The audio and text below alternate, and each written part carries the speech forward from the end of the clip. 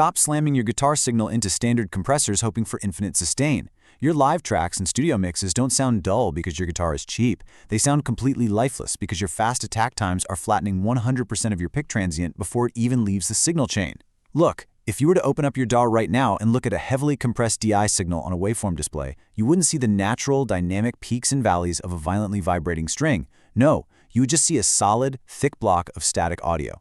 It is literally a visual representation of a sound that's had all of its life choked out of it before the mix phase even begins. It's a chronic amateur habit to blame the instrument, right? Blame the pickups, blame the amp modeler, when a track has zero impact. But the reality is entirely rooted in a fundamental misunderstanding of dynamic processing. You put a compressor in line, right at the front of your chain, you crank the ratio, and you set a fast attack because you read some generic forum post somewhere claiming that it controls the peaks. Well, instantly you've murdered the very front of your note. You've engineered a signal that fundamentally lacks the physical force required to push the air out of a speaker cone. When you lobotomize the transients like that, the speaker never fires forward with aggression, it just lazily hums along, completely incapable of pushing through a dense mix. And this brings us directly to what I call the compression paradox. You're chasing that massive, premium record sustain, right? The kind that makes a chord ring out for days, but by using standard inline series compression to get there, you were turning your guitar into a plastic square wave.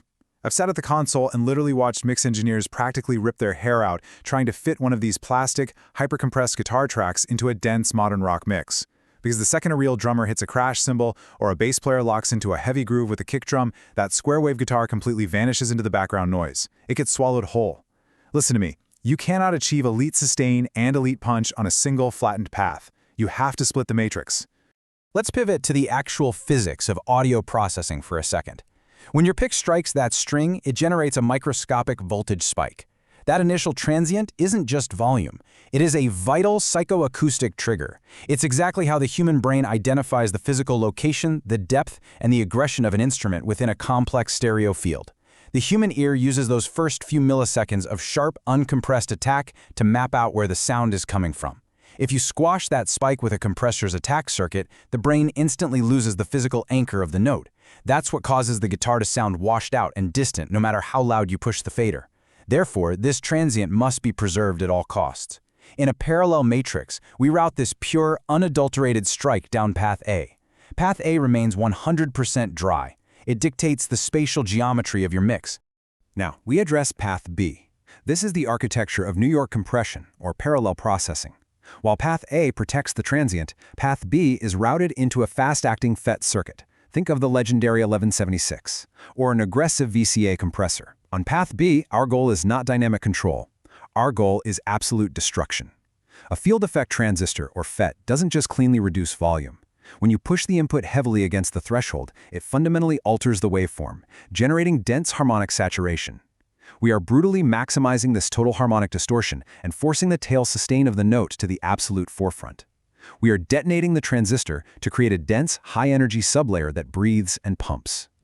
The math on path B is incredibly brutal.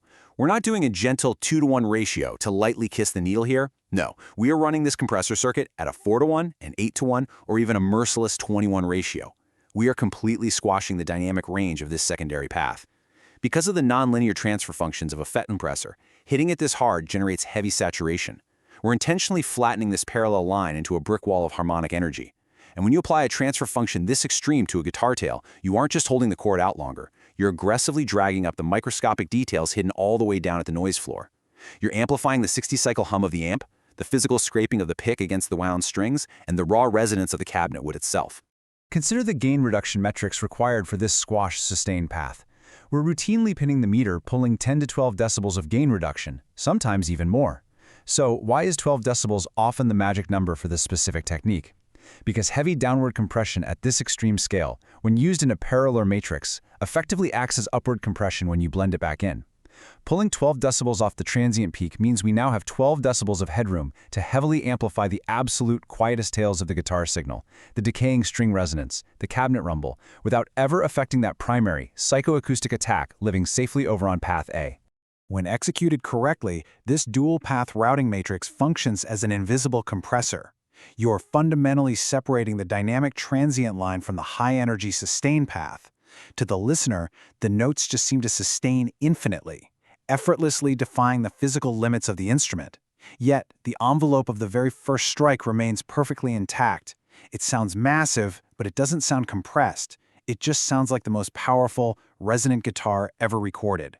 Make no mistake, engineering this invisible parallel matrix is exactly the technical gap that separates A-list commercial radio mixes from muddy, amateur SoundCloud uploads. It is the definitive secret to world-class instrument presence. So here is your layout blueprint. This is the exact mathematical routing matrix you need to execute. Think of this as a required masterclass for your signal chain. Step 1. Run your dry transient punch at unity gain.